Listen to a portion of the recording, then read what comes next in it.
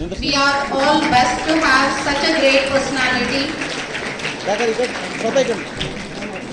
To mark the beginning this auspicious celebration, we invite our inaugurator of this program. Join the hands for this auspicious program.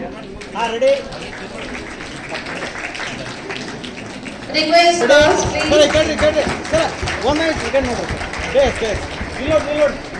Yes, ready? Sir, ready? Okay, done. Yes, sir.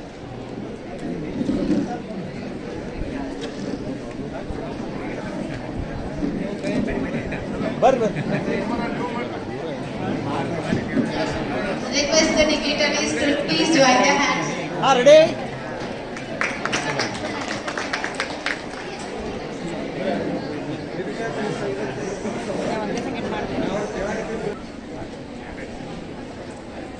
सदा अच्छे भी आते हैं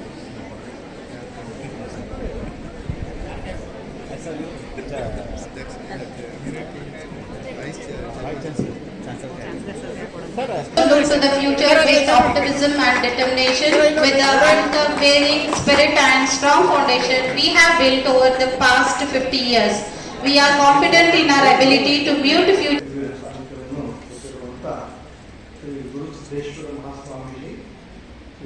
ಗುರುದೇವರು 50ನೇ ವರ್ಷ ಸಂಭ್ರಮಾಚರಣೆ ಮಾಡ್ತಾ ಇದ್ದಾರೆ. 50 ವರ್ಷ ಗೋಲ್ಡನ್ ಜೂಬ್ಲಿ ಅಂದ್ರೆ ಸಮಥಿಂಗ್ ರಿಯಲಿ ಗ್ರೇಟ್. ಈ ಸಂಸ್ಥೆಗೆ ನಾನು ಬರುವುದು ಎರಡನೇ ಬಾರಿ. ಒಂದು ವಿದ್ಯಾಸಂಸ್ಥೆ ಸ್ಟಾರ್ಟ್ ಮಾಡೋದು, ಅದನ್ನು ಉಳಿಸೋದು ಹಾಗೂ ಅದನ್ನು ಬೆಳೆಸೋದು ಇದೊಂದು ಸಾಮಾನ್ಯ ಕೆಲಸವಲ್ಲ. An institute is never assessed in terms of the buildings, in terms of the campus that we see there. We always assess an academic institute in terms of the kind of academic culture. Yes. Chalk and talk, that was the conventional teaching and learning system which we have been using over the years. But there are so many changes, the developments, new things that are coming up. Today we are speaking about artificial intelligence antivi, machine learning antivi, national education policy antivi. To be noted is that the primary objective for an university, for an academic institute, for a ಸಂಸ್ಥೆ is to build the right human beings. Technologies ಬರ್ತಾವೆ, ಬೇರೆ topics ಬರ್ತಾವೆ, changes ಆಗ್ತಾ ಇರುತ್ತೆ, ಬದಲಾವಣೆಗಳು ಆಗ್ತಾ ಇರುತ್ತೆ. But what remains is the basics and the fundamentals that you have studied in your schools and colleges. That is probably the most important ingredient. Not just an institute. This is something which we see. ಇವಾಗ ಹೇಳ್ತೀವಿ ನಾವು, we Indians are big. We are great. The zero was given to the world, but reach the space also. So many new developments happening always. Place, Dr. Marshall ಹೇಳ್ತಾರೆ, it is the mindset.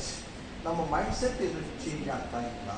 1 + 1 is 2 in Japan. 1 + 1 is 11 in America. But 1 + 1 is 0 in India because we collide with each other. Only through the academic institutes, the universities, but to respect the kind of wonderful work ನಮ್ಮ ಗುರುಗಳು ಈ ಸಮಾಜ, a good human being, good ಜನರು ಬೆಳಿಬೇಕು, ಒಳ್ಳೆ students ಬೆಳಿಬೇಕು, ಒಳ್ಳೆ ಜನರು ಇರಬೇಕು ಸಮಾಜದಲ್ಲಿ. ಅಂಡ್ ಅದನ್ನ ಸ್ಟೇಕ್ ಹೋಲ್ಡರ್ಸ್ ನಾವು ಮಾತ್ರ ಅಲ್ಲ, ಸರ್ಕಾರ ಕೂಡ ಸ್ಟೇಕ್ ಹೋಲ್ಡರ್. ಒಂದು ಸಿಂಪಲ್ ಎಕ್ಸಾಂಪಲ್ ಹೇಳ್ತಾರೆ, ಒಂದು ಜನ ಇರಲ್ಲ, but that station, that railway line ಅಲ್ಲಿ ಹೋಗ್ತಾ ಇರುತ್ತೆ. So Japanese government decided to close that station and close that railway line. Unnecessarily ಯಾರು ಯೂಸ್ ಮಾಡ್ತಾನೆ ಇಲ್ಲ, unnecessarily were wasting money ಅಂತ. Student is using that regularly. The Japanese government thought that let that student complete her graduation and then we will close that station, then we will close that line. That is something which has been recorded. You can just Google and find it what is happening.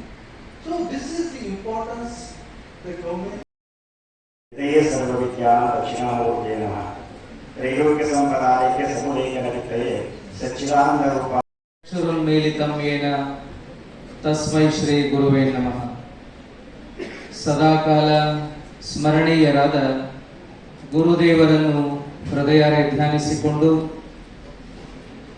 Janata ಶಿಕ್ಷಣ ಸಂಘದ ಎಸ್ಟಿಸಿ ಕಲಾ ಹಾಗೂ ವಾಣಿಜ್ಯ ಮಹಾವಿದ್ಯಾಲಯದ 50ನೇ ವರ್ಷದ ಸುವರ್ಣ ಮಹೋತ್ಸವದ ವರ್ಷಾಚರಣೆಯ ಪ್ರಾರಂಭ. ಈ ಪ್ರಾರಂಭೋತ್ಸವದ ಸನ್ನಿಧಾನವನ್ನು ಅಲಂಕರಿಸಿದ ಆತ್ಮೀಯ ಪೂಜ್ಯರಾದ ಶರಣಬಸವ ಶಿವಾಚಾರ್ಯ ಅಪ್ಪಗಳಲ್ಲಿ ಶರಣುಗಳನ್ನು ಸಲ್ಲಿಸಿ ಈ ಕಾರ್ಯಕ್ರಮದಲ್ಲಿ ಬಹುಶಃ ಕಾರ್ಯಕ್ರಮದಲ್ಲಿ ಬಹಳ ಉತ್ತಮ ವಿಚಾರಗಳನ್ನ ಇಲ್ಲಿಯವರೆಗೂ ಕೇಳ್ತಾ ಬಂದದ್ದು. ನಾವೆಲ್ಲ ಅದೇ ಮಾತುಗಳನ್ನ ಮೆಲುಕು ಹಾಕಿದ್ರೆ ಸಾಕೇನೋ ಅನ್ನುವಂತ ಭಾವನೆ. ಆದರೆ ಇದೊಂದು ವಿಶೇಷವಾದ ಸಂದರ್ಭ. 50ನೇ ವರ್ಷದ ವರ್ಷಾಚರಣೆಯ ಮೊದಲ ಕಾರ್ಯಕ್ರಮ.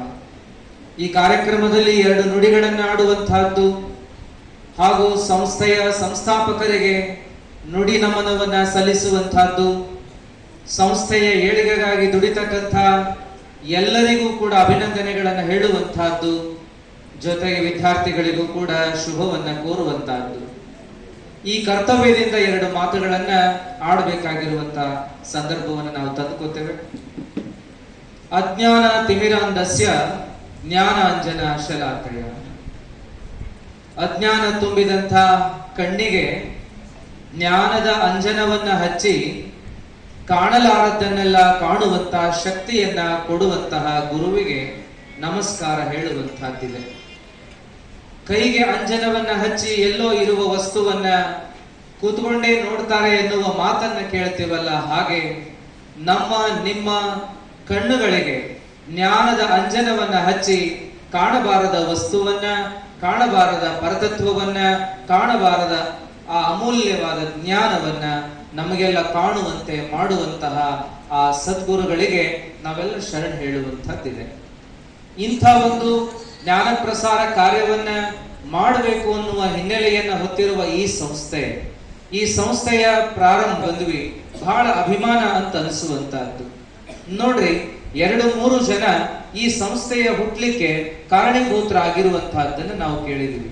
ಜುನಾಯ್ಕರ್ ಸರ್ ಅವರು ತಮ್ಮ ಮಾತುಗಳಲ್ಲಿ ಸಂಸ್ಥೆ ಹೇಗೆ ಬೆಳೆದು ಬಂತು ಅನ್ನೋ ವಿಚಾರವನ್ನ ಹೇಳುವಾಗ ಭೂದಾನವನ್ನ ಮಾಡಿರುವಂತ ಮತ್ತು 11,000 ರೂಪಾಯಿವರೆಗೂ ಆ ಕಾಲದಲ್ಲಿ ದೇಣಿಗೆಯನ್ನು ನೀಡಿರುವಂತ, ಜೊತೆಗೆ ತಮ್ಮದೇ ಆಗಿರುವಂತಹ ಮನೆಯನ್ನ, ರಘುಕವಿಯಲ್ಲಿ ಇರ್ತಕ್ಕಂಥ ಮನೆಯನ್ನ ತಮ್ಮಣ್ಣಪ್ಪ ಚಿಕ್ಕೋಡಿಯವರು ಮಾರಿ ಆ ಎಲ್ಲ ಹಣವನ್ನ ಈ ಒಂದು ಸಂಸ್ಥೆಗಾಗಿ ವಿನಿಯೋಗಿಸಿರುವಂತಹ ವಿಚಾರವನ್ನ ನಾವೆಲ್ಲ ಕೇಳ್ತಾ ಬಂದ್ವಿ. ತಮ್ಮಣ್ಣಪ್ಪ ಚಿಕ್ಕೋಡಿಯವರ ಒಂದು ಮಹಾನ್ ಸಾಧನೆ ಈ ಸಂಸ್ಥೆಗೆ ಮೂಲ ಕಾರಣವಾಯಿತು ಅನ್ನುವಂತಹದ್ದು. ಇಂಥ ಒಂದು ತಮ್ಮಣ್ಣಪ್ಪ ಚಿಕ್ಕೋಡಿಯವರ ಸ್ಮರಣೆಯನ್ನ ಮಾಡಿಕೊಳ್ಳುವ ಸಂದರ್ಭವನ್ನ ನಮ್ಮ ವಿಶ್ವ ಕಾಡದೇವ್ರ ಸರ್ ಅವರು ಕೂಡ ಮಾಡ್ತಾ ಬಂದ್ರು.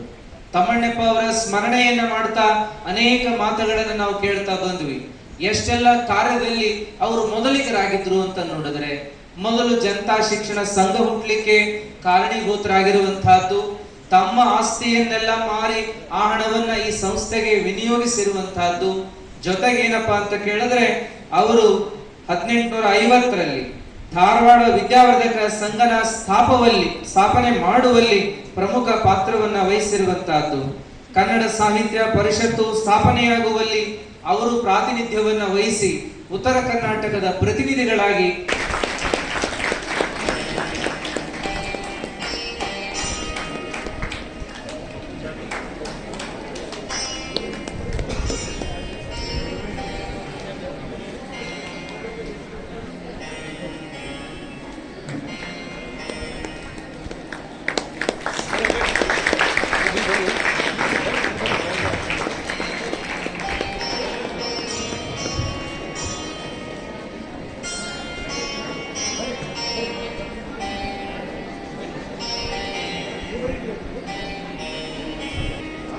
ವಿದ್ಯಾರ್ಥಿಗಳು ಕೊಡ್ರಿ, ಆ ಕೊಡ್ರಿ.